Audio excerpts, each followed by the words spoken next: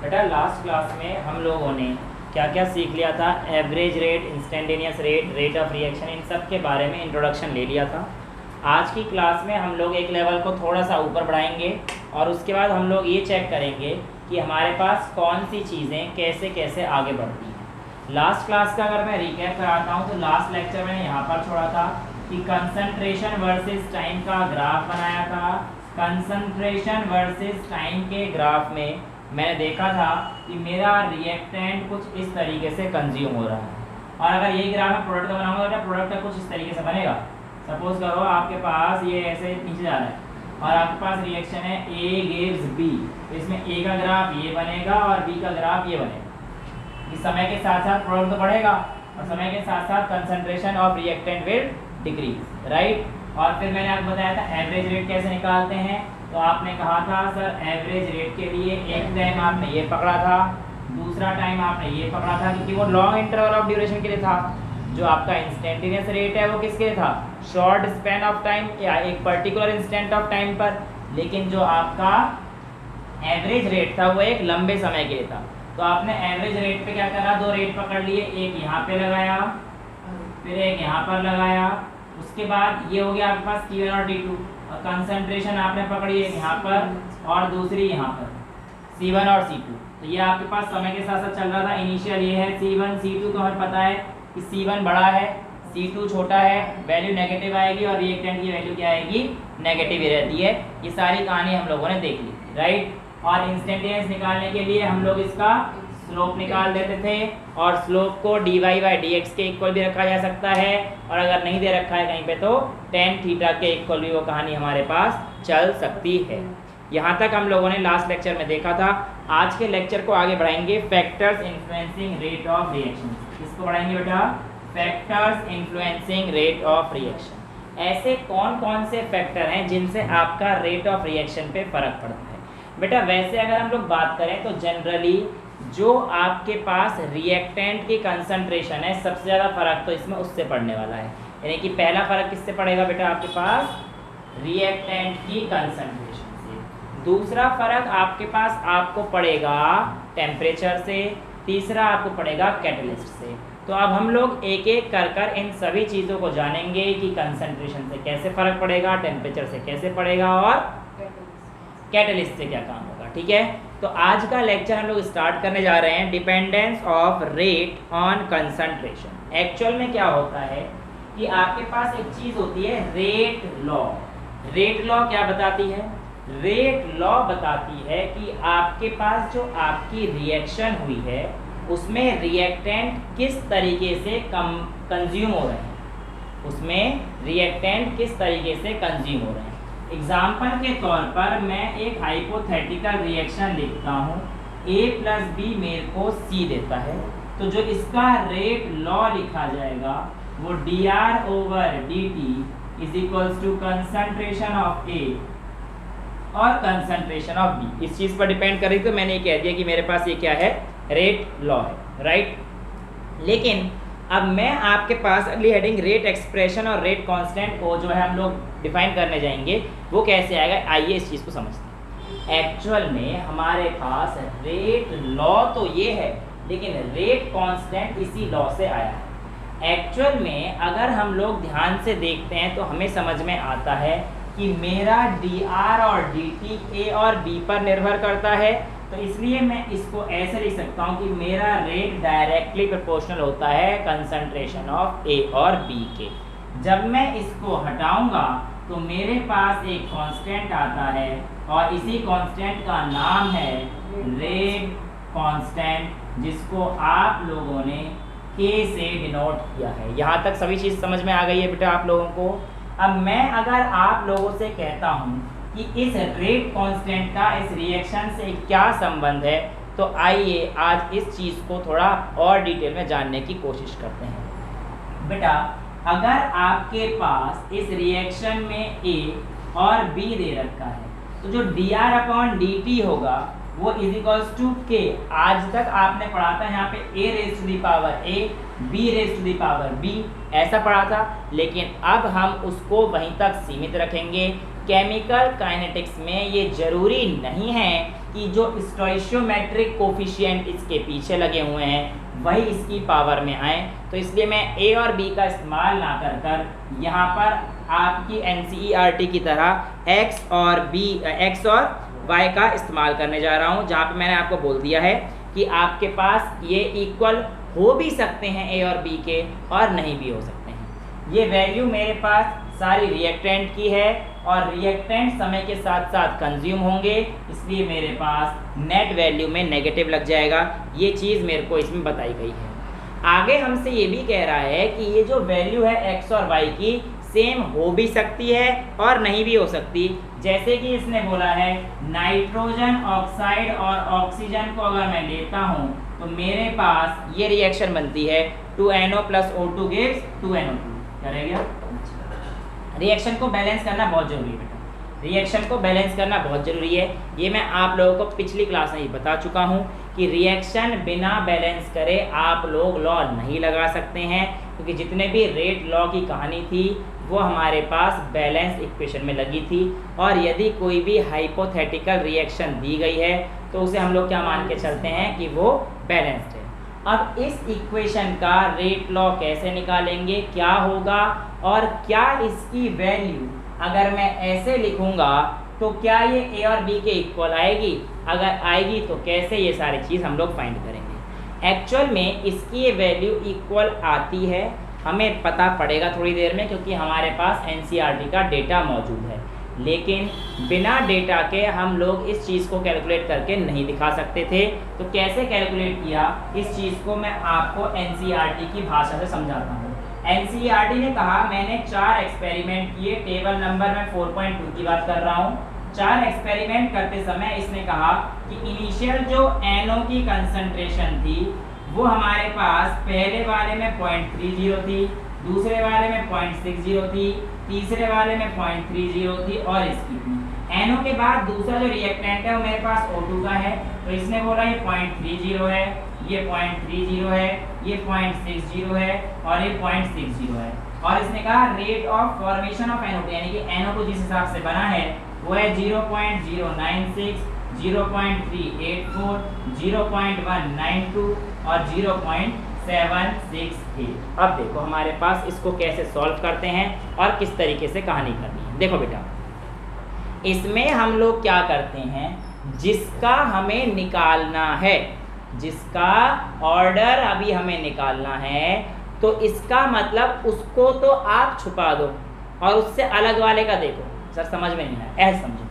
मान के चलो मुझे NO का ऑर्डर देखना है, तो NO का निकालने के लिए आप NO को छुपा दो और O2 के लिए देखो। फिर O2 पे क्या देखोगे, O2 पे ऐसी जगह देखोगे जहां पर O2 की कंसंट्रेशन बेटा फिक्स हो गई हो। चाहे तो आप ये वाली वैल्यू ले लो या फिर आप ये वाली वैल्यू ले लो। कुछ गलती तो नहीं कर दी मैंने? 30 30 60 60 30 60 30 60 30 60 30 60 30 60 30 60, ठीक है, कोई दिक्कत नहीं।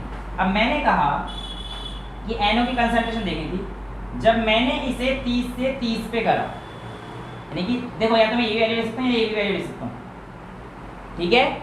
जब मैंने इसे यहाँ पे फिक्स किया तो NO की कंसंट्रेशन पे क्या फर्क पड़ रहा है, डबल हो गई।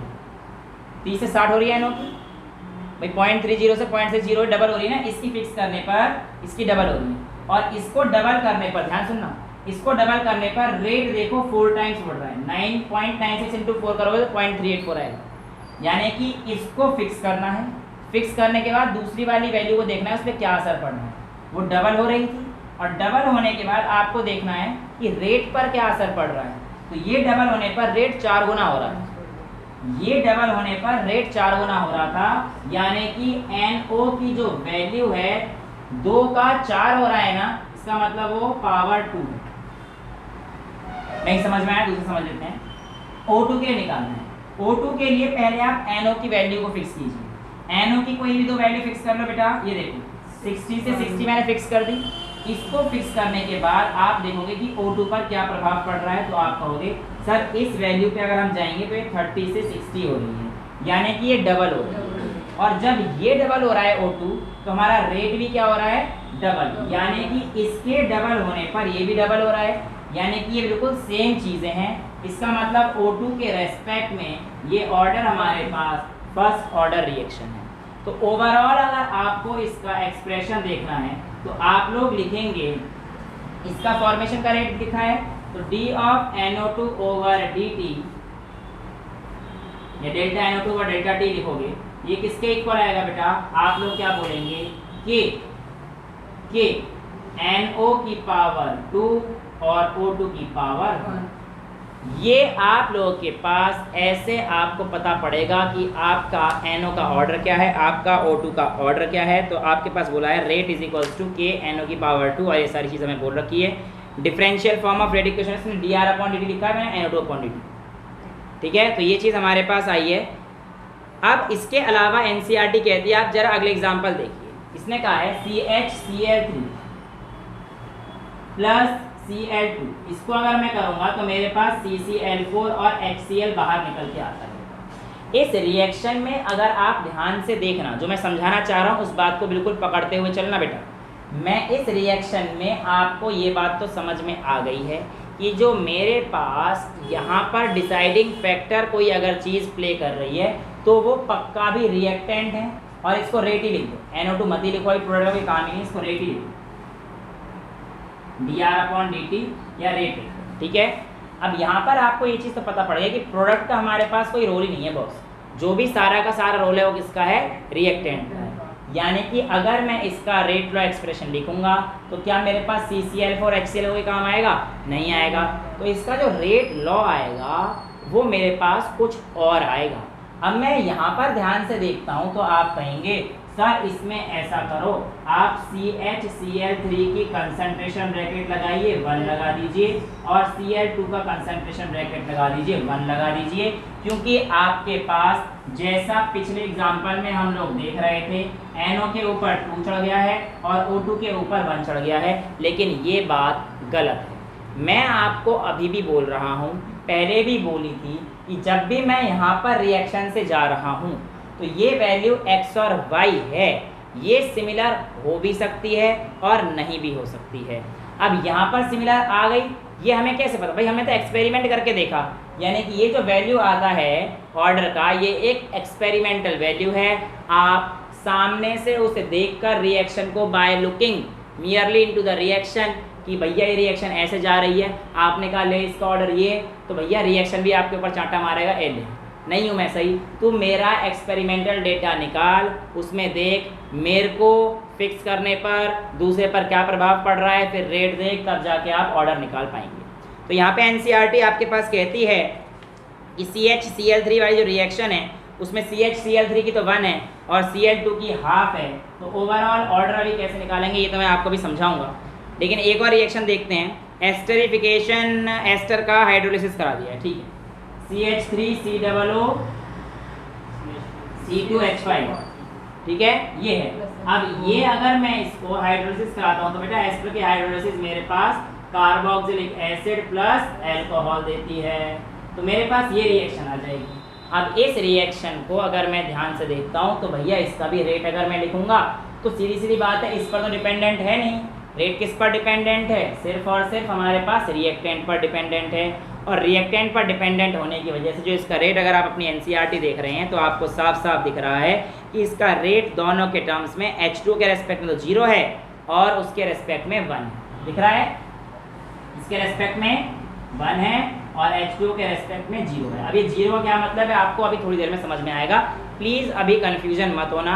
अभी तक जो मैंने समझाने की कोशिश करी है कि आपके पास रेट ऑफ रिएक्शन कैसे लिखना है, एक्स और वाई में कंफ्यूज नहीं होना है, बस मैंने इतनी सी बात बताई है। आप मुझे बस इतना बताओ कि यहाँ तक आपको चीज़ें समझ में आई या नहीं, यहाँ तक आ गई। अब मैं बात करता हूँ overall order of the reaction, किसकी बात करता हूँ बेटा यहाँ पर मैं? Order of the reaction. तो बेटा एक बात अपने दिमाग में बिठा लीजिए कि जो ओवरऑल ऑर्डर, यहाँ पे मैं ऑर्डर नहीं मैं लिखूंगा ओवरऑल ऑर्डर। एक्चुअल में मैंने ओवरऑल क्यों ऐड किया है आपको अभी थोड़ी देर में समझ में आने वाला है। मैं आपसे कह रहा हूँ कि आपके पास जो ओवरऑल ऑर्डर ऑफ रिएक्शन है ये हमेशा आता है जब आप जो उसकी पावर है उसका स्टोइशियोमेट्रिक कोफिशिएंट को ऐड कर देंगे तो आपके पास आपका ओवरऑल ऑर्डर आ जाता है, ठीक है। तो ओवरऑल ऑर्डर आपके पास देखो यहाँ पर 1 + 1/2 करेंगे तो 1/2 यानी 3/2 हो जाएगा, 3/2 हो जाएगा। तो ऑर्डर आपके पास यहाँ पे किस में आ गया, फ्रैक्शन में आ गया। यहाँ पर देखोगे तो 1 + 0 1 आ रहा है, यहाँ पर देखोगे तो 2 + 1 3 आ रहा है। तो यानी कि ऑर्डर आपके पास एक ऐसी वैल्यू है जो कि फ्रैक्शनल भी हो सकती है और जो कि आपके पास 0 भी हो सकती है। लेकिन बेटा अगर मैं आप लोगों को एक और रिएक्शन एनसीईआरटी से बाहर आकर दिखाता हूँ तो वो है ओजोन की। O2 से O3 बनता है, 3O2 से 2O3 बनता है। एक्चुअल में ये रिएक्शन अपने आप में अनोखी इसलिए है क्योंकि इस रिएक्शन में एक तो एक्सेप्शन डाल देना थोड़ा सा, इस रिएक्शन में एक दो बातें अलग हैं। अलग क्या है कि इसका जो रेट है अगर मैं उसे लिखूंगा तो वो कुछ ऐसे आता है कि हमारे पास O2 की पावर तो हमारे पास रहता है 2 और इसकी जो वैल्यू रहती है O3 की वो रहती है -। अब यहाँ पर ध्यान रखना बेटा मेरी बातों को, ये आपको ऐसी स्पीशी दिख रही है जहाँ पर प्रोडक्ट ने भी इसमें पार्ट लिया है, यानी कि ऑर्डर का कोई एक अपना सिस्टमेटिक है ही नहीं, ये लेगा ये नहीं लेगा ऐसा कोई फंक्शन नहीं। दूसरा, ऑर्डर आपके पास नेगेटिव भी आया है, यानी कि ऑर्डर कैन बी, सुनना मेरी बात ध्यान से, एनसीईआरटी डेटा लिखती है कि order can be fractional, order can be 0 and order can be negative as well. तो वो जो नेगेटिव का एग्जांपल देना चाह रही थी उसने ना बोलकर उसने नेगेटिव लिख दिया, तो ये हमारी रिस्पॉन्सिबिलिटी बनती है कि हम उस नेगेटिव को समझें कि वो नेगेटिव कहाँ पर है। तो बेटा ये एक एग्जांपल मैंने आपको दिया, यहाँ पे इसका ऑर्डर कितना आ रहा है, O3 का -1 आ रहा है। तो इससे हमें ये समझ में आता है कि यहाँ पर ऑर्डर नेगेटिव है।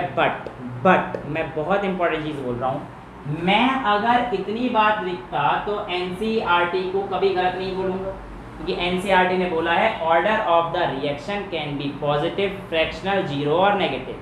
लेकिन हमेशा याद रखना ओवरऑल ऑर्डर अगर मैं वर्ड ऐड कर देता हूँ बेटा तो ओवरऑल ऑर्डर कभी भी नेगेटिव नहीं आ जा सकता। यहाँ पे भी अगर आप देखोगे तो 2 - 1 अभी भी +1 नहीं आ रहा है, क्योंकि ओवरऑल ऑर्डर के लिए x + y ही करेंगे, x + y करेंगे तो overall order of the reaction can never भी नेगेटिव, ओवरऑल ऑर्डर कभी नेगेटिव नहीं आ सकता। तो इसका मतलब ये है कि एक पर्टिकुलर कंसंट्रेशन की या एक पर्टिकुलर रिएक्टेंट का भी अपना खुद का ऑर्डर होता है और वो ऑर्डर एनसीईआरटी जो हमें कहती है उसी ऑर्डर की बात कर रही होती है कि ये हमारे पास पॉजिटिव है, नेगेटिव है, 0 है या फिर फ्रैक्शनल है। तो आप देख सकते हो, देखो पॉजिटिव तो इतने सारे एग्जांपल थे, नेगेटिव का ये रहा, फ्रैक्शनल का ये रहा और 0 का ये रहा। तो वो 0 ऑर्डर जो बताना चाह रहा है वो ओवरऑल यूज़ ना करके एनसीईआरटी क्या यूज़ करके बताती है हम लोगों को ऑर्डर। एनसीईआरटी गलत नहीं है, और जब आप अपना एमसीक्यूज वगैरह पे टिक कर रहे हो तो देख लेना वो ओवरऑल ऑर्डर की बात तो नहीं कर रहा है, तो ओवरऑल ऑर्डर हमारे पास नेगेटिव नहीं जा सकता है। अभी हमने बोला कि एक 0 ऑर्डर रिएक्शन हो सकती है। अब इस 0 का क्या मतलब है इस चीज़ को बाद में समझेंगे। पहले बेटा प्लीज़ एक बार मेरे पास यहाँ पे आ जाइए, एग्जाम्पल 4.3 में इसने बोला है कैलकुलेट कीजिए ओवरऑल ऑर्डर, तो 1/2 + 3/2 कर देंगे, ओवरऑल ऑर्डर यही तो है। और सेकेंड एग्जाम्पल दिया है 3/2 और -1, तो यानी कि 3/2 + -1 यानी कि वो हाफ ऑर्डर हो जाएगा। तो ये आपको समझ में आ गया है कि आपको कैसे करना है। यहाँ तक किसी बच्चे को कोई दिक्कत नहीं है तो मैं अभी से मिटा दूँ, यहाँ तक सारी चीज़ें क्लियर हैं, ठीक। अब मैं आपको अभी इसका एग्जाम्पल दूंगा, 0 ऑर्डर का मतलब समझाऊंगा क्या होता है बेटा, और उसके बाद 2-4 बातें और आगे करेंगे। बट उससे पहले मुझे आपको 1-2 चीज़ें और बतानी। एक्चुअल में आप लोग बचपन से पढ़ते हुए आते हो कि हमारे पास जो रिएक्शन होती हैं वो हमारे पास 2 टाइप की होती है। एक होती है सिंपल रिएक्शन, एक होती है कॉम्प्लेक्स रिएक्शन। सिंपल रिएक्शन को हम लोग एलिमेंट्री रिएक्शन भी बोल देते हैं। तो इसमें क्या अंतर होता है देखिए ध्यान से। जो आपके पास एलिमेंट्री रिएक्शन होती है, कौन सी रिएक्शन की बात कर रहा हूँ बेटा मैं, एलिमेंट्री रिएक्शन। तो elementary reactions are those reaction जो सिर्फ और सिर्फ एक स्टेप में कंप्लीट हो जाते हैं, यानी कि उनके कंप्लीशन में आपको कोई दिक्कत नहीं आती है। दे आर 1 स्टेप रिएक्शन और एक स्टेप में वो रिएक्शन पूरी कंप्लीट हो जाती है। लेकिन ऐसी रिएक्शन जो हमारे पास मोर देन 1 स्टेप में आए, उस रिएक्शन का नाम हमारे पास क्या आता है, कॉम्प्लेक्स रिएक्शन। क्या आता है बेटा, कॉम्प्लेक्स रिएक्शन। अब इस कॉम्प्लेक्स रिएक्शन में हमारे पास एक से ज़्यादा स्टेप होते हैं, या हम लोग सिंपल भाषा में बोले तो it completes in multiple step, यानी कि एक स्टेप में कंप्लीट नहीं होती है ये रिएक्शन मल्टीपल स्टेप में कन्वर्ट होती है, कंप्लीट होती है। ठीक है, अब कॉम्प्लेक्स रिएक्शन जब हमारे पास आ चुकी है और एलिमेंट्री रिएक्शन भी आ चुकी है, तो हमें इतना तो समझ अभी आ गया है कि हमारे पास ये रिएक्शन दो टाइप की है, एक एलिमेंट्री एक कॉम्प्लेक्स। बेटा मैं यहाँ पर जो एनसीईआरटी ने एलिमेंट्री और कॉम्प्लेक्स दे रखा है ऐसे एक जगह, अगर आप खोलेंगे बिल्कुल इसी एग्जाम्पल के नीचे दे रखा है ना, तो ये आपको बोल रखा है कॉम्प्लेक्स रिएक्शन कॉन्जिक्यूटिव रिएक्शन भी हो सकते हैं, जैसे कि oxidation of ethane to CO2, फिर उसको H2O passes through a series of intermediate step, यानी कि CO2 से जब आप H2O पास कराओगे तो आपके पास एल्कोहल, एल्डिहाइड, फिर और अगर ऑक्सीडेशन कर दोगे तो कार्बोक्सिलिक एसिड भी बन जाता है। ये सारी चीज़ें reverse reaction and side reaction, nitration of phenol वगैरह, मैं यहाँ पर आपको कंफ्यूज नहीं करना चाह रहा, आप बस इतना समझिए ये जितनी भी रिएक्शन की बात कर रहा है एनसीईआरटी, ये सभी रिएक्शन मल्टीपल स्टेप में होंगी, एक स्टेप में नहीं हो सकती हैं, और एक कॉम्प्लेक्स रिएक्शन है जो कि हम लोग सारी की सारी ऑर्गेनिक केमिस्ट्री में जाकर पढ़ेंगे। तो आई वांट कि आप कंफ्यूज हो जाएं, ठीक है, इसलिए मैं आपको ये तो बता दिया कि ये रिएक्शन सारी कैसी हैं, कॉम्प्लेक्स हैं। यहाँ पर मैं इन रिएक्शन को बिल्कुल नहीं छेड़ रहा, अभी इस टॉपिक को कि एलिमेंट्री और कॉम्प्लेक्स को मैं बस इतना समझा के आपको छोड़ रहा हूँ कि एलिमेंट्री एक स्टेप में हो गई और कॉम्प्लेक्स, अभी आऊँगा मैं इस पर वापस, ऐसा नहीं कह रहा कि मैं वापस नहीं आऊँगा, लेकिन कुछ इस तरीके से कि आपको चीज़ें दिक्कत नहीं देंगी।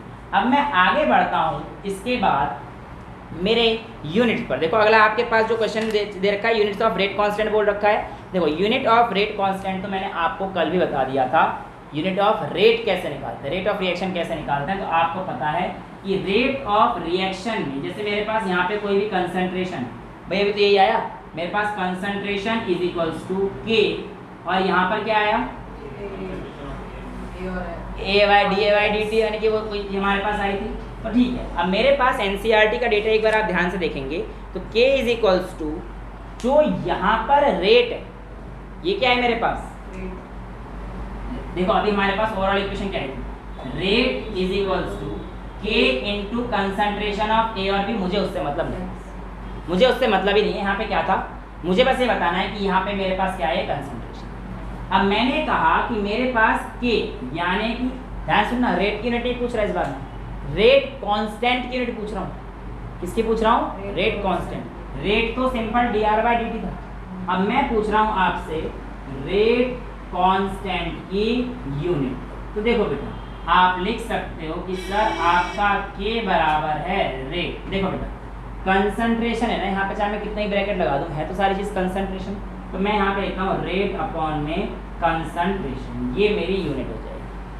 भाई किसी भी चीज़ का रेट उसके कंसंट्रेशन से आप डिवाइड करेंगे तो मुझे रेट कांस्टेंट मिल जाएगा, और आप इस चीज़ को ऐसे रखिए कंसंट्रेशन की पावर n।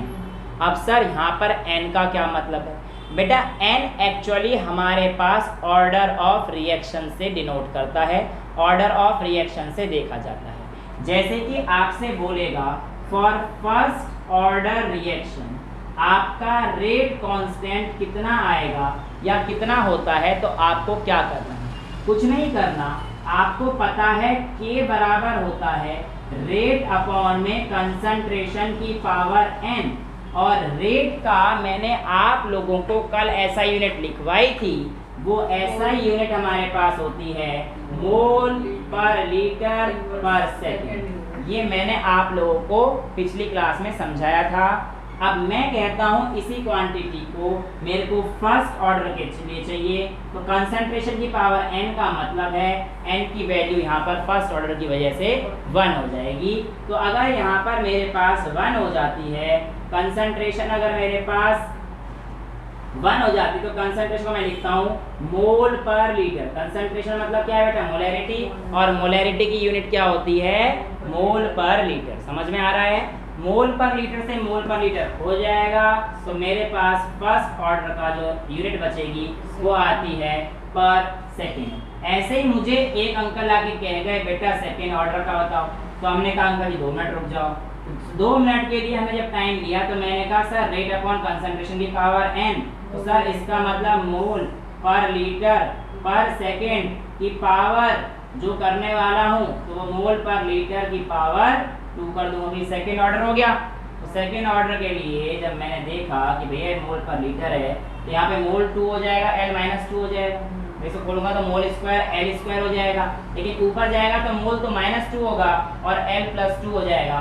समझ नहीं होना यार, इतना तो 12th क्लास में हो, इतना तो करना आता है। मोल स्क्वायर कर दिया है, लीटर स्क्वायर कर दिया है, ऊपर जाएगा तो वैल्यू चेंज कर लेना। और जब आप इसे सॉल्व करोगे तो आपका आंसर आएगा मोल इनवर्स लीटर 1 पर सेकेंड। यहाँ तक किसी को कोई डाउट है? नहीं है। अब ऐसे ही अगर किसी अंकल ने मेरे से आए कह दिया 0 ऑर्डर की बताओ, तो 0 ऑर्डर का मतलब कितना हो जाएगा मेरे पास, मोल पर लीटर पर सेकेंड अपॉन में मोल पर लीटर की पावर 0। किसी की पावर 0 क्या होता है बेटा? 1। तो ये तो 1 हो जाएगा। तो 0 ऑर्डर की रिएक्शन क्या रहेगी, मोल पर लीटर पर सेकेंड। कहने का मतलब देखो 0 ऑर्डर का मतलब है मेरे पास इस कंसंट्रेशन से इसको कोई फर्क नहीं पड़ा है। ये आप लोग जरा दिमाग में डाल लीजिए कि 0 ऑर्डर का मतलब क्या है, कि मेरे पास रिएक्शन में कोई फर्क नहीं पड़ा है। ठीक है, इतनी चीज़ें क्लियर हैं, यहाँ तक तो कोई डाउट नहीं है। अब मैं आप लोगों को जरा एक चीज़ बताता हूँ कि 0 ऑर्डर का मतलब क्या है, और उसके बाद हम लोग 2-3 चीज़ें करते हैं। एक बात जरा ध्यान से देखो, मैं आपसे कह रहा हूँ एक रिएक्शन मेरे पास कुछ इस तरीके से है और उसका रेट ऑफ फॉर्मेशन जो C का है वो हमारे पास इस तरीके से है, जिसमें हमारे पास A+B रिएक्शन C दे रही थी। मैंने कहा A था 1, 2, 2 और 1, और B था 1, 4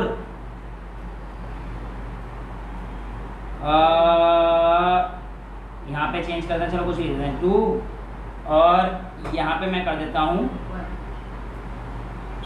चलो 1 कर देता हूँ, फिर यहाँ पे 2, 2, 2 कर देता हूँ। ठीक है, 1, 2, 2, 2, 1, 4, 2, 1 ऐसा कर देते हैं। तो ये पकड़ूंगा तो ये आ जाएगा, और ये पकड़ूंगा तो 4 2 है, इसको 2 से अभी तुम्हारे लिए कॉन्ट्रास्ट जाएगा। इसमें मैं चीज़ चाह रहा हूँ कि आप लोगों को आसान। ठीक है, ये अब रेट पे मैं जो लिख रहा हूँ यहाँ पे देखो 1 × 10 की पावर 3 लिख दिया सपोज मैंने, यहाँ पे मैंने लिख दिया 2 × 10 की पावर 3। ठीक है, दूसरी चीज़ मैंने यहाँ पे लिख दिया 3 × 10 की पावर 3 नहीं लिखूंगा, अभी दिमाग से लिखूंगा। यहाँ पे मेरे पास ये आएगा, तो ये और चलो यहाँ पे मैं लिख देता हूँ इसे 1 × 10 की पावर 3, और यहाँ पर मैं लिख देता हूँ 4 × 10 की पावर 3। ठीक है, ये मैंने फिक्स कर दिया। अब मैं आपसे कहता हूँ इस डेटा के बेस पर मुझे बताइए A और B का ऑर्डर क्या है और फिर ओवरऑल ऑर्डर क्या है। ये मैं आप लोगों से क्वेश्चन पूछ रहा हूँ। ठीक है, आप लोगों को शायद क्वेश्चन तो समझ में आ गया होगा, जिस हिसाब से मैंने आपको पढ़ाया था कि भैया पिछली जो रिएक्शन थी उसमें हमने क्या चीज़ करी थी, और उसको यूज़ करते हुए हमें A और B का ऑर्डर फाइंड करना है। तो देखिए मैंने आपको बताया था ऐसे क्वेश्चन है। पहले ये देखो कि आपके पास B कहाँ पे फिक्स है, तो B मेरे पास यहाँ पर फिक्स है। तो जब हमारे पास जब B फिक्स किया तो A की कंसंट्रेशन डबल हो रही, A की कंसंट्रेशन तो डबल हुई, लेकिन रेट पर देखो कोई फर्क नहीं पड़ा। तो यानी कि ये A की कंसंट्रेशन पे डिपेंड ही नहीं कर रहा है, ये A की कंसंट्रेशन पे डिपेंड ही नहीं कर रहा है, क्योंकि रेट पर कोई फर्क नहीं पड़ा। ऐसी रिएक्शन हमारे पास 0 ऑर्डर रिएक्शन होती हैं। इसीलिए जो आपने देखा था अभी हम लोगों ने जब किया था एस्टर की हाइड्रोलिसिस, वहाँ पे H2O का 0 आया था, यानी कि H2O का हमारे पास कोई रोल वहाँ पर नहीं था। तो इसका जो रेट एक्सप्रेशन आएगा, रेट इज इक्वल्स टू हमारे पास आ जाएगा कि A की पावर 0, और B का निकालने के लिए जहाँ पर A है फिक्स वो मैंने कर दिया 2 और 2, तो यहाँ से हमारे पास आ गया 2 से 4, तो 2 से 4 आ गया। अब देखो बच्चे कैसे थे सारे 2 से 2 हो जाएगा, तो 4 से 1 हो जाएगा। मैं ये वाला आपको समझाने के लिए भी डेटा भी बनाया है, तो जल्दी जल्दी मैंने डेटा बिल्कुल दिमाग से नहीं लगा के बनाया, बस बना दिया कि आप लोग समझ जाओ। तो जो मैं आपको समझाना चाह रहा हूँ वो समझ लेना। ये नहीं कि सर हम ये वाला 2 नहीं कर सकते थे। तो बेटा जब आपको क्वेश्चन मिलेगा ना, वो इस तरीके से फ्रेम होगा कि आप चाहे ये वाला 2 पकड़ लो या ये वाला 2 पकड़ लो, यहाँ पे वैल्यू बिल्कुल सेम आएगी। ठीक है, यहाँ पर वैल्यू बिल्कुल सेम आएगी। पुनीत सर, पुनीत सर, हाँ जी, हाँ जी, वो ऑफिस में एक बार रोहित पुनीत सर को बोल दिए एक बार। 2 आ जाएगा ना इसका? है बेटा? 2 आ जाएगा ना? हाँ अभी देखते हैं ना, यहाँ पर देखो a की पावर 0 और यहाँ पर हमारे पास दूसरा में क्या आएगा बेटा? 2 दूसरा क्या आ रहा है देखो कि मैंने जब इसको फिक्स किया तो ये 2 से 4 गया और ये 2 से 4 जा रहा है तो ये भी 2 से 4 जा रहा है, यानी कि ये सेम है ना यार, ये डबल हो तो ये भी तो डबल हो गया। तो इसका मतलब मेरे पास जो b की वैल्यू 1 पावर से, यार अगर मैं एक को डबल करके दूसरा 4 गुना हो जाता तब कहानी डबल होती, लेकिन यहाँ पे डबल होने पे डबल ही तो हुआ है।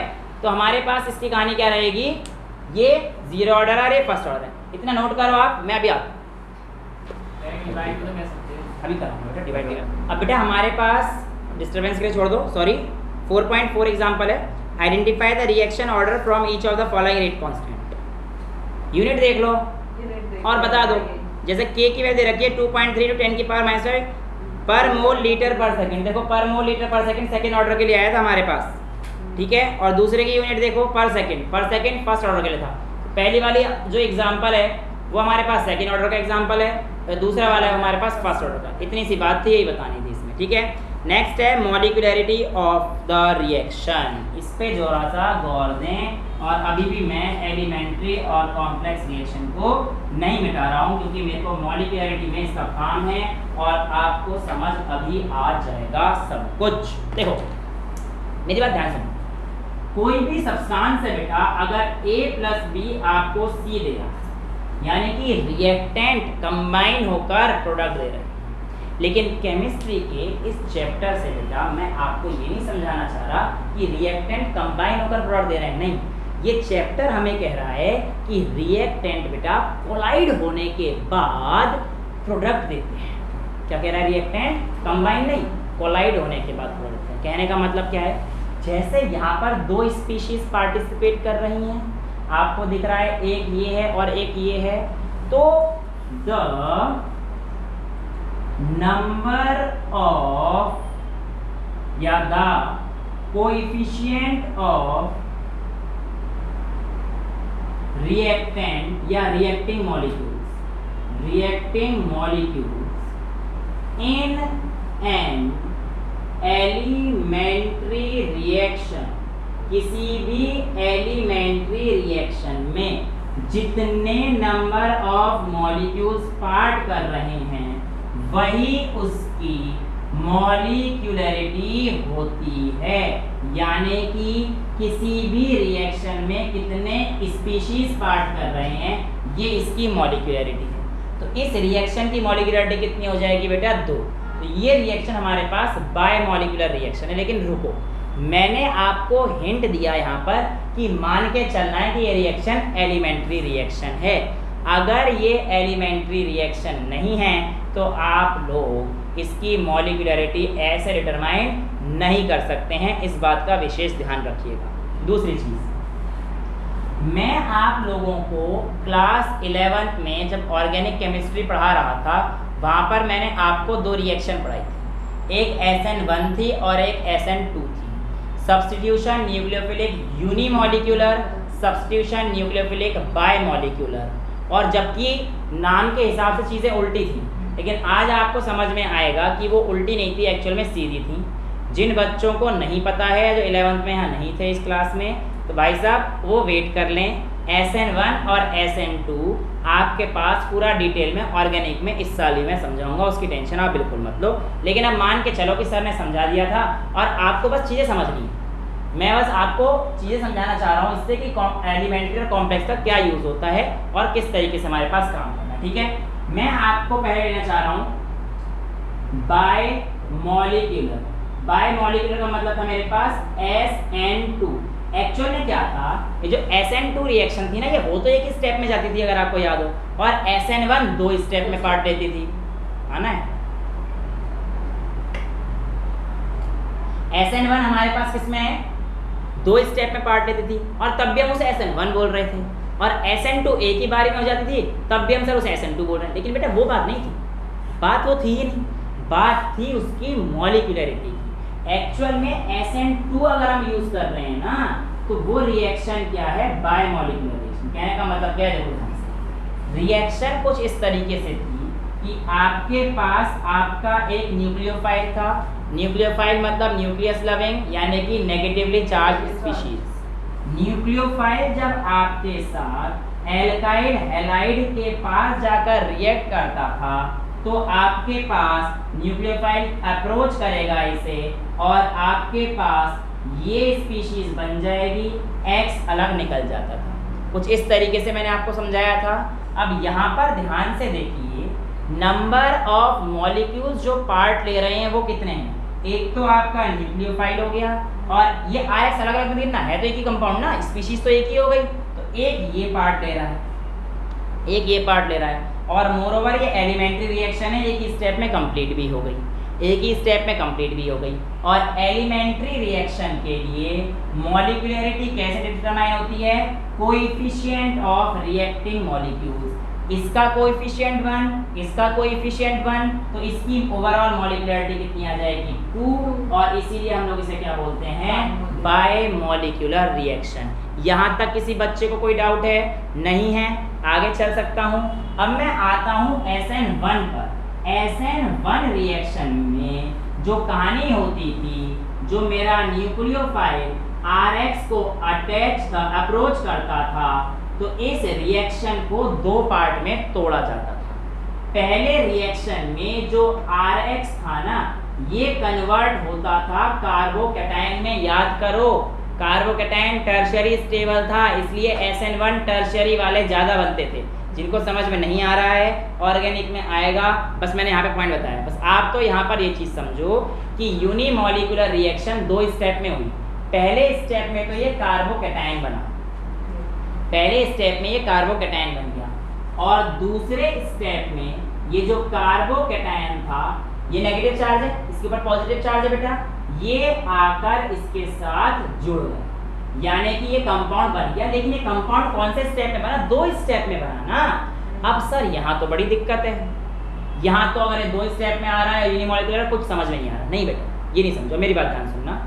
इन दोनों स्टेप में से आपको ऐसे केस में, अब देखो ये रिएक्शन कौन सा हो गया, कॉम्प्लेक्स रिएक्शन, क्योंकि ये रिएक्शन एक स्टेप में नहीं हो रही, एक से ज़्यादा स्टेप में हो रही है, तो it is not elementary reaction any more, this is the complex reaction. तो कॉम्प्लेक्स रिएक्शन होने की वजह से इस रिएक्शन का अब हमें दिक्कत देने लगी। लेकिन इसका तोड़ क्या होता है, इसमें आपको पता करना है कि स्लो स्टेप कौन सा हो। तो बेटा पहला वाला स्टेप स्लो है, और जो स्लोएस्ट स्टेप है उसमें हमारे पास कितने नंबर ऑफ मॉलिक्यूल पार्ट कर रहे हैं, एक ही बेटा, एक ही है, RX एक ही है। अभी समझाया मैंने, RX एक स्पीशी है पूरा, तो यहाँ पर एक ही मॉलिक्यूल पार्ट कर रहा था, तो इसीलिए ये क्या हो जाएगा, यूनिमॉलिक्यूलर। इसलिए हमें बोलते हैं सब्स्टिट्यूशन न्यूक्लियोफिलिक यूनिमॉलिक्यूलर रिएक्शन। तो यूनिमॉलिक्यूलर और बायोमॉलिक्यूलर में क्लियर है, कोई डिफरेंस दिक्कत तो नहीं है।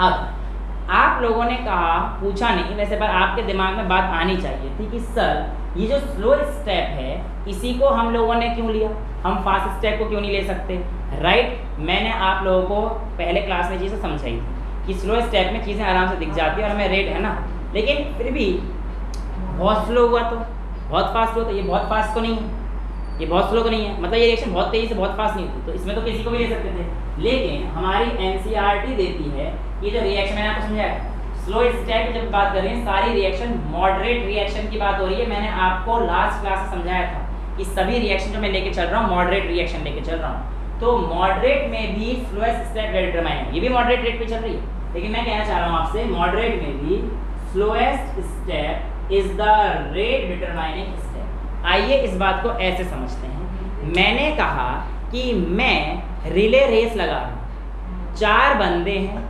400 मीटर की दौड़ है। 400 मीटर की दौड़ में मैंने कहा A, B, C और D 4 बंदे दौड़ रहे हैं। 4 बंदों में से जो 3 बंदे हैं A, B और C, ये बहुत ही तेज दौड़ते हैं, इनकी स्पीड लगभग बहुत बढ़िया है, और इवन ऐसा कह देते हैं कि A सबसे तेज दौड़ता है, B उससे धीरे, C उससे धीरे और D सबसे धीरे, D सबसे धीरे। मैंने कहा ये ओलंपिक में गए, और ओलंपिक में जब वो चले गए, ओलंपिक में जब वो चले गए 100 मीटर से ज़्यादा कोई सा नहीं भाग सकता, ठीक है। 100 मीटर के बाद आपको पास करना ही है और फिर आपको आगे भागना है। अगर वो ओलंपिक में गए, जीतेंगे कब, जब सबसे अच्छा जो सबसे बेकार है सबसे अच्छा परफॉर्म करेगा। तो आप खुद सोचो इनमें से जो विनर डिटरमाइनिंग है वो कौन है, ए बी सी या डी? डी ना, क्योंकि वो सबसे स्लो है। जिस दिन अगर उसने सबसे स्लो वाले ने उस दिन सबसे फास्ट भाग गया तो आपका मेडल आएगा। फास्ट ना तो फास्ट ही भागेगा, उससे कोई दिक्कत नहीं है, आपका मेडल उससे नहीं बन रहा। लेकिन स्लोएस्ट वाला अगर वहाँ पे अच्छा परफॉर्म करेगा तो वही आपको मेडल लेके आएगा। तो जो मेडल डिटरमाइनिंग स्टेप होता है हमारे पास ओलंपिक्स में, वही रिएक्शन के अंदर क्या होता है, रेट डिटरमाइनिंग स्टेप। इसीलिए हम लोग कहते हैं कि slowest step is the rate determining step. और ये हमारे पास मॉलिक्यूलरिटी को भी दर्शाता है। और मॉलिक्यूलरिटी आपने देख ली कि नंबर ऑफ रिएक्टिंग स्पीशीज जो कि पार्ट ले रहे हैं किसी भी एलिमेंट्री रिएक्शन में। दूसरी बात, किसी भी एलिमेंट्री रिएक्शन के लिए अगर हमारे पास एक स्टेप में हो रही है तो उसकी मॉलिक्यूलरिटी और ऑर्डर बराबर आ जाता है। इस बात का भी आप ध्यान रख सकते हैं। यानी कि ऐसी रिएक्शन, अब देखो जो ऑर्डर 1/2 3/2 आ रहे थे वो क्यों आ रहे थे, वो मल्टीपल स्टेप थे। मल्टीपल स्टेप थे। सिंपल मॉलिक्यूल को देखकर क्या मैं उसका ऑर्डर प्रिडिक्ट कर सकता हूँ? नहीं, वो एक्सपेरिमेंटल डेटा था। मॉलिक्यूलरिटी भी नहीं बता सकता अगर वो एलिमेंट्री नहीं हुई तो।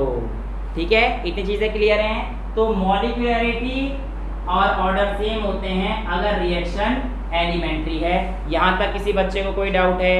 नहीं है। दूसरी चीज़, जो आपकी मॉलिक्यूलरिटी होती है बेटा, अगर मैं उसको बताता हूँ तो देखो 1 या 2, कोई ऐसा नहीं है कि आधा मॉलिक्यूल रिएक्ट कर रहा है, पौना मॉलिक्यूल रिएक्ट कर रहा है, सवा, ऐसा नहीं होता ना। या तो एक पूरा मॉलिक्यूल रिएक्ट करेगा, करेगा ही। तो मॉलिक्यूलरिटी कभी भी 0 नहीं हो सकती, फ्रैक्शनल नहीं हो सकती, नेगेटिव भी नहीं हो सकती। ये एक नेचुरल नंबर ही रहेगा। ठीक है। दूसरी चीज़, मैंने आपसे कहा कि जब रिएक्शन है, मैंने आपसे कहा था मैं इस बार कोलाइड कराने की बात कर रहा हूँ, ए और बी कंबाइन नहीं, मैंने कहा कोलाइड कराने की बात कर रहा हूँ। अब ये कोलाइड की बात मैं क्यों कर रहा था अब मैं आपको समझाता हूँ। ठीक है, ए और बी मिलके सी दे रहे हैं। आप ऐसा समझिए कि ये जो मॉलिक्यूल है ये ए था, ये बी था, इनका कोलिजन इस तरीके से होना चाहिए कि प्रॉपरली दोनों के दोनों एक जगह पर मिलना चाहिए जहाँ से प्रोडक्ट बनेगा। तो ठीक है, यहाँ पर ये दोनों मिल गए और प्रोडक्ट बन गया। ठीक है, तो आपको मिल गया कि भैया ये आपके पास प्रोडक्ट मिल गया। 3 का मॉलिक्यूल है कि ट्राई मॉलिक्यूलर रिएक्शन लेता हूँ, तो 3 मॉलिक्यूल, 1 मॉलिक्यूल ले रहा, 2 मॉलिक्यूल ले रहा, और ये इस तरीके से कोलिजन हो सकता है कि आपके पास ये तीनों मिल जाएं, पॉसिबिलिटी है। तो यानी कि इसमें भी प्रोडक्ट बन जाता है। 4 का कोलिजन देखना जरा, कैसे भी लगा लो या ऐसे लगा लो, तो ये 4 तो एक साथ कभी नहीं मिले ना, 4 तो एक साथ कभी नहीं मिले। तो ये तो आपके पास प्रोडक्ट देगा नहीं, क्योंकि कोलाइड हुए नहीं ना, तो इसमें प्रोडक्ट आने के चांसेस बहुत कम। आप सोचो जैसे 5, 6, 7, 8 बढ़ते जाएंगे, उनका साइमल्टेनियस कोलिजन पॉसिबल होता जाएगा क्या? नहीं, जितने ज़्यादा मॉलिक्यूल बढ़ाओगे यार, सारे के सारे एक ही जगह पर आगे एक ही पॉइंट पे मिलेंगे तभी प्रोडक्ट देंगे। तो 3 से ज़्यादा मॉलिक्यूलरिटी वाले रिएक्शन रेयर ही होते हैं और लगभग ना के बराबर ही होते हैं। तो मैक्सिमम मॉलिक्यूलरिटी जनरली कितनी जाती है? 3। अगर आपको रिएक्शन देता है जैसे कि मान के चलो उसने दे दिया 3A + 5B, बच्चे करके आ जाते हैं इसे कि भैया ये 8 मॉलिक्यूलरिटी है इसकी, लेकिन 8 किसी की मॉलिक्यूलरिटी हो सकती है नहीं। ऐसे क्वेश्चन में आप लोग फंसना मत, आप लोग मॉलिक्यूलरिटी 3 ही लगा के आ जाना। मैक्सिमम 4 वाला देता नहीं है। अगर 5 दे रहा है मॉलिक्यूलरिटी तो वो गलत है, वो भी 3 ही करके आना। मैक्सिमम मॉलिक्यूलरिटी 3 होती है।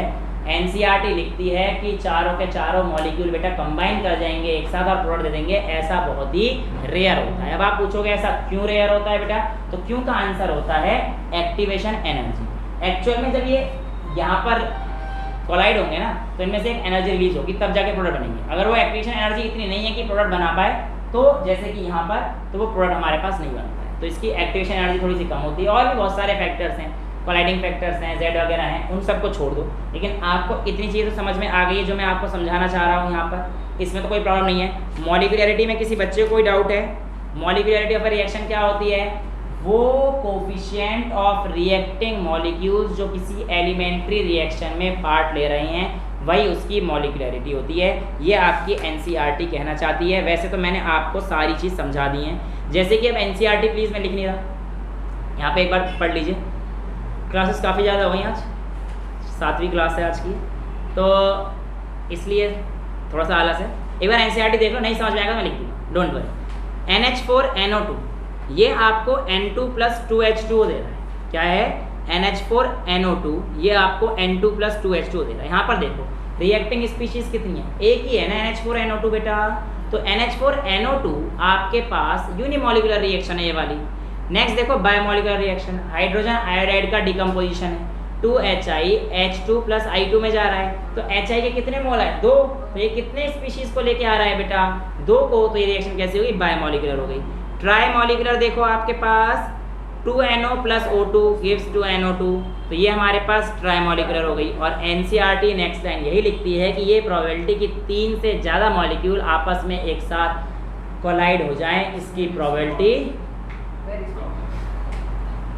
कम होती है, काफ़ी कम होती है। और ये काफ़ी दिक्कत वाली चीज़ें होती हैं कि चारों के चारों मॉलिक्यूल एक साथ कोलाइड नहीं कर सकते हैं। तो यही आंसर दे रखा है। तो ये बोलता है नेक्स्ट रिएक्शन अगर आप देखेंगे KClO3 FeSO4 के साथ H2SO4 में KCl Fe2SO4 होल थ्राइस ये दे रहा है और वाटर निकल रहा है। यहाँ पर नंबर ऑफ मॉलिक्यूल देखना कितने हैं? 10। 6 3 9 और 1 10। KClO3 एक ही है ना।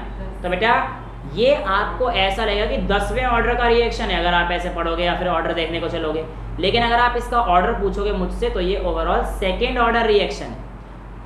ये ओवरऑल सेकेंड ऑर्डर रिएक्शन है।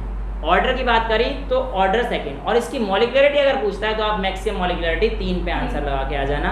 और अगर ये सुनो ध्यान से, लेकिन ये रिएक्शन इस समय क्या पता पड़ता है, ये रिएक्शन ना एलिमेंट्री रिएक्शन नहीं है, ये रिएक्शन कॉम्प्लेक्स रिएक्शन है। ये रिएक्शन मल्टीपल स्टेप में हुई होगी बेटा। और मल्टीपल स्टेप में से हमने इसका स्लोएस्ट स्टेप निकाला होगा। और उस स्लोएस्ट स्टेप में जब हमने देखा तो उसका ऑर्डर हमने उसके रेस्पेक्ट में निकाला होगा और उसकी मॉलिक्युलरिटी हमने उसके रेस्पेक्ट में निकाली होगी। यहाँ पर ये कहना चाह रहा है। तो slowest step is the rate determining step, जो लाइन लिखी हुई है। आई होप आपको वो समझ में आ गई है। अगली जो रिएक्शन है वो आपके पास हाइड्रोजन परऑक्साइड की एल्कलाइन मीडियम में I नेगेटिव के साथ रिएक्शन कराई गई है, जो कि आपको H2O और ऑक्सीजन दे रहा है। इसका रेट रिएक्शन अगर आप ध्यान से देखोगे तो H2O2 और I के साथ, दोनों के साथ जो इसका ऑर्डर है फर्स्ट ऑर्डर है। ठीक है, यहाँ पर समझ में आ गई। लेकिन जरा मेरी एक बात को ध्यान से समझना कि ये जो रिएक्शन है H2O2 और ये वाली रिएक्शन एक्चुअल में ये एलिमेंट्री रिएक्शन नहीं है। ये रिएक्शन भी एक कॉम्प्लेक्स रिएक्शन है। और जो आपके पास रिएक्शन बना है उसे आप नीचे देख सकते हैं। हाइड्रोजन परऑक्साइड को पहले मैंने I नेगेटिव में बनाया है और इसके बाद यहाँ पर एक रिएक्शन इंटरमीडिएट बनाया है IO नेगेटिव। और इस IO नेगेटिव का इस्तेमाल मैंने फिर से हाइड्रोजन परऑक्साइड के साथ रिएक्शन में कराया है। और मेरे पास जो रिएक्शन आई है वो H2O I नेगेटिव और O2 की आई है। यानी कि यहाँ पर मेरे पास reaction intermediate, formation of reaction intermediate एक रेट डिटरमाइनिंग स्टेप है। ध्यान से समझना इस बात को, कह रहा हूँ IO नेगेटिव था, इसको हमने पहले स्टेप में बनाया और दूसरे स्टेप में IO नेगेटिव को यूज़ किया। और IO नेगेटिव क्या है? एक इंटरमीडिएट स्टेज हो गई ना। पहले स्टेज तो बन रही है और दूसरे स्टेज यूज़ होकर आगे प्रोडक्ट बना रही है। तो IO नेगेटिव क्या हुई? एक इंटरमीडिएट स्टेज हुई। जब एक इंटरमीडिएट स्टेज IO होगी तो इसका मतलब क्या है कि हमारे पास वो रेट डिटरमाइनिंग स्टेप, यानी कि formation of IO negative is the rate determining step. तो इसी वजह से हमारे पास क्या आ जाएगा? बायोमोलिकुलर। देखो H2O2 एक और I नेगेटिव एक, ये हमारे पास कहानी है। तो ये आपको समझ में आ गया। यहाँ पर कॉम्प्लेक्स रिएक्शन का और इसका मैं सब ऑर्डर और मॉलिक्युलरिटी में डिफरेंस आपको समझ में आ गया। तो मॉलिक्युलरिटी फ्रैक्शन हो सकती है, नहीं ऑर्डर हो सकता है। हाँ ठीक है। इंडेक्स क्वेश्चन का क्वेश्चन नंबर 4.3 ये कहता है for a reaction A+B gives product, rate law आपका मिला है R = K A⁻½ B⁻²। What is the order of reaction? क्या करना है? 1/2 + 2।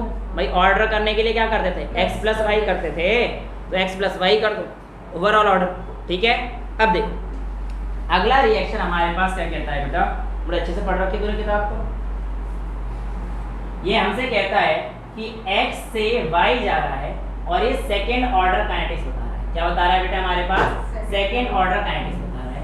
ये कह रहा है अगर कंसंट्रेशन ऑफ X को 3 टाइम बदल दिया गया, कितने गुना बढ़ा दिया? X से 3x का, तो देखो बेटा अगर x से y जा रहा है तो इसका मतलब rate is equals to k into x की पावर जो भी वैल्यू दिया है, और ये कह रहा है is a second order kinetics. तो इसका मतलब ये ऐसे है, क्योंकि ये चीज़ तो हमने देख ली कि जिसका भी ऑर्डर है वो हमारे पास सिर्फ और सिर्फ रिएक्टेंट स्पीशीज पे डिपेंडेंट करता है। अब इसने कहा कि अगर मैं x की जगह पर 3x कर देता हूँ तो मेरे पास नए रेट पर क्या फर्क पड़ेगा, तो बेटा 3x का स्क्वायर हो जाएगा तो वो 9 टाइम्स बढ़ जाता है।